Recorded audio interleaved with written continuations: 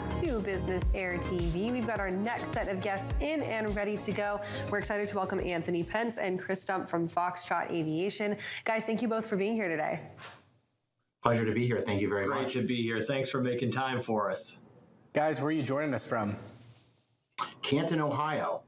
Canton, Ohio. So talk to us a little bit about your business. I came across you guys a little bit in the media and then on LinkedIn. Wanted to ask you a little bit about your story, building a startup bootstrapped business in business aviation coming out of Ohio State. So tell us a little bit about your story. How'd you get your start at FoxTrot?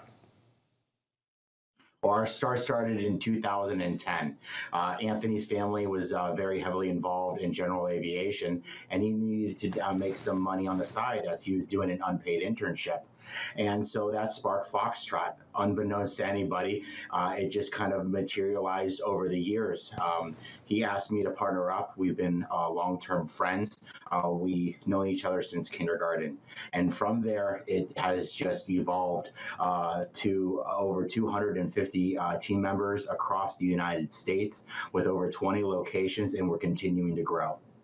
So talk to us about the service that you guys provide and maybe how you got started and how that's evolved. There might be other founders that are listening to us today that are really not sure where they want to start. They love aviation, they want to start a business, but they're really not sure what to do. So walk us through the journey. You started, if I understand this correctly, you started in detailing airplanes and it has grown from there. So talk to us about that evolutionary journey for you. Absolutely. And I guess the biggest thing that I'd give an answer to that question is start anywhere. My family had experience in general aviation, and so that's kind of where we started washing private and corporate aircraft, and that grew slowly over time. But the pandemic and some previously held partnerships led us into the 121 air carrier world. And so that's really our three main pillars of service right now. We still do a lot of private and corporate aircraft detailing, but we also clean a lot of 121 air carriers. We do some pretty significant janitorial work too, with a focus on airport properties. That's really where we keep our core competency regarding the janitorial pillar. And you can start anywhere. Like at the end of the day, if we didn't have our parents to kind of give us that lift to, be there to wash our rags, to be there to support us, FoxTrot wouldn't exist today. I lived at home for a long time before I was able to go out on my own, and that's the only way FoxTrot has been able to survive so long.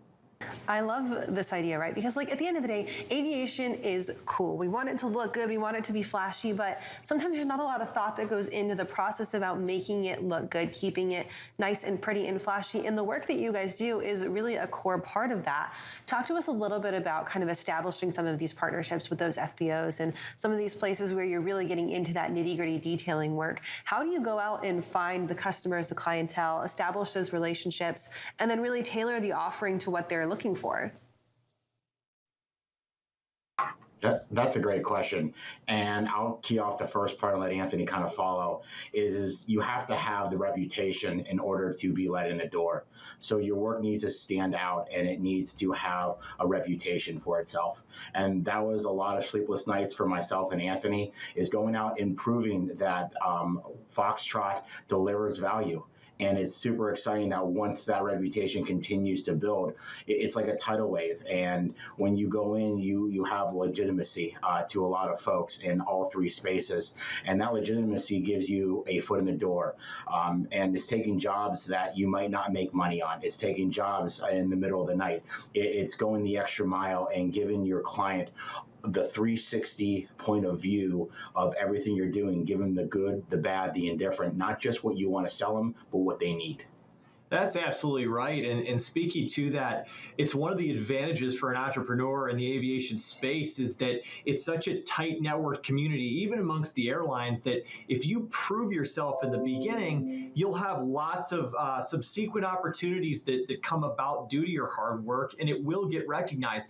Now, that doesn't say that it's going to be an easy path. I mean, we struggled for, I'd say, 9 years before we got some of the opportunities that have let us scale to where we are now. So it's about putting in the time and effort, but it's a networked space where you can get ahead. It's definitely an opportunity for anyone looking to start a business. And we wouldn't be anywhere without our partners. If our partners were not there hand in hand with us, FoxTrot would not exist. And it's those close-knit partnerships that we stress, that we want to go ahead and be transparent as possible to showcase our value, that keeps us where we're at and allows us the ability to continue to grow. Anthony, Chris, you guys are bootstrapped founders. There's kind of two camps of this world, right? There's venture-backed, where you can spend as much money as you possibly want. We see a lot of that in the eVTOL space. And then there's the bootstrap founders who have to make conscious decisions with every dollar that comes into the business, where they're gonna invest that. How do you think about making the next investment, whether it's opening a new location, maybe it's doing some marketing to get your name out there, it's going to an event like MBAA or one of the regionals? How do you think about investing that next dollar to help grow your business? Because it's not unlimited money that you can just go out there and grow at all costs. You have to actually have sustainable growth. How do you think about what's the next investment that you're going to make when you think about, what's next for you next month, next quarter, next year? Great question. And it speaks somewhat to our partnership. I'm kind of on the CFO side of the house, and Chris is very much on the marketing and growth and development side of the house. And that tension that we naturally share helps us kind of split the middle in terms of answering your question. I think in the last 3 years in particular, we've really tried to focus our growth on opportunities that will be profitable from the rip. And cash flow is really important. Negotiating your terms with your clients and ensuring that continues, because again, most of my clients are on a net 30 basis. My main expense is my payroll. That's on a net 14 basis. So that means every time we expand, we have to float that payroll. So being profitable is really important. Even if you are self-funded, establishing good banking relationships in the community is important early. And the nature of banks is if you need the money, usually they won't give it to you. But having those relationships is important down the road, because you'll have multiple avenues to pursue the best possible credit facilities at the best possible rates for your organization. So I think moving forward, the best way that I can answer your question is we pursue opportunities that are profitable, and we also sell across multiple verticals with each client. So we're trying to offer the facility cleaning for our private and corporate aircraft cleaning clients, as well as our commercial cleaning clients, wherever it makes sense for them. And additional to that is FoxTrot is a proud member of MBAA and has attended the maintenance conference, the annual MBAA conference, and will be going back again as well. And those conferences allow us to network, to give us those opportunities. Also, we go to MRO Americas on the 121 side. They just open doors as you're just walking through the exhibit center, and you notice a name tag, and you do a little quick LinkedIn kind of look up and say, wow, that person's connected. You go and start a conversation, because a conversation never hurt anybody. And that's how FoxTrot really bootstrapped in the beginning. Is we just went to FBOs, we went to 91 operators without any recognition and just made an introduction, and they believed in us. And that has continued on through our growth and development at FoxTrot. Is a conversation never hurt anybody, and the worst that somebody can tell you is no, and that just to me means keep trying. So last question for you guys. We're in a time right now where skilled aircraft technicians are in super high demand. What do the employment opportunities and the options to work with you guys look like right now? So we've got employment openings across our company, as well as at the corporate office. In terms of us locating the correct technicians, I think being competitive and doing appropriate labor analysis in whatever city market that we're in is really important.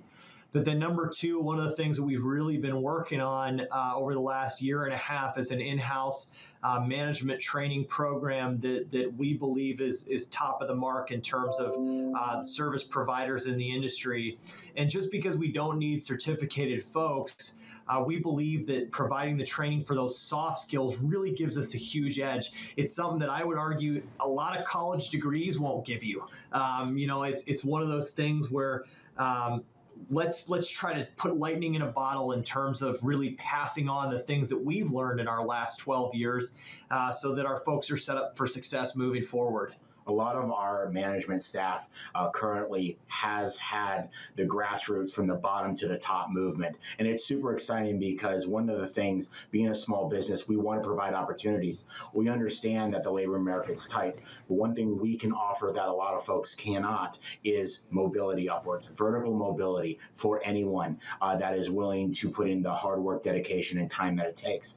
A lot of folks who come in, they come in and they want to see everything happen instantaneously. It takes time to develop. I related back to the minor leagues. You put a minor league pitcher up to the major leagues too soon and he blows out his arm, then he's not going to add value to you. It's about being able to grow our culture. It's being able to give the right opportunity to the right person in the right seat. And FoxTrot has that. Just think about this. Last year at this very time, we only had 125 team members with us. We have 250. What does that tell you? That means growth is there. That means positions that we don't even know about are there. Anthony and I are going into strategic meetings, thinking, dreaming up of what we're going to do and grow and the positions we're going to need, the infrastructure from team members to IT to an operating system. It's all being thought of right now. So as we grow, we're not going to be stunted. We're going to have every angle covered. And that is very exciting for FoxTrot, is to afford those opportunities to folks that come work with us, that believe in FoxTrot, that believe in the value, believe in our core values, to reward them with positions in growth and mobility. Chris, Anthony, I know that there's a lot of people that are cheering you guys on as young founders in aviation and trying to change up the game. 100% employee headcount growth, that's something really impressive, so congratulations on that. I know Kaylee said she had the final question, but I'm going to ask one final fun question. You're both love airplanes. What is the greatest airplane of all time? Oh, I mean, one that's attainable or one to just period of all time? Period of all time. You have to understand that Anthony, when he was at Ohio State, got #2 in the nation of aircraft recognition. So he might pull a rabbit out of a hat here. Listen, I have loved the Lancer 4 turbine for years and years now. I want that airplane like nobody's business. So that's my answer for sure. I would have to say that if I could have a dream corporate jet, it would be something around a Falcon 900. It can give you the distance. It got the 3 engines, safety's there. I don't know what else is needed. If I can have a Falcon 900, life is good. Chris, I'm with you. I am a huge fan of the Falcon series. I love the triple engine. It's kind of controversial, but I am a fan of it. Okay, and then one more piggyback off of that. The Piaggio Avanti, yay or nay? Love it. Why not? Love it? I mean, I love catfish. Listen, as purely the finance guy, you've got the operating economics, but then you've got paying for the landing gear overhaul. So you kind of got two sides of the coin. I'm going to stick it on the 50-yard line and say I'm not going to commit to positive or negative. All I'm going to say is that whether it's the Piaggio or it's the Falcon, I hope either one of us gets it. We get the other one a ride. That's all I'm asking. Absolutely, yeah. We'll come pick you up there in Ohio from here in Chattanooga. So listen, with the next time that you double head count, we'll have to have you on BusinessAir TV again, and we'll report on the success. Congratulations, fellas, and we will see you guys soon. Wonderful. Have a great day. Thanks, guys. Have a great day. Thank you. Thanks.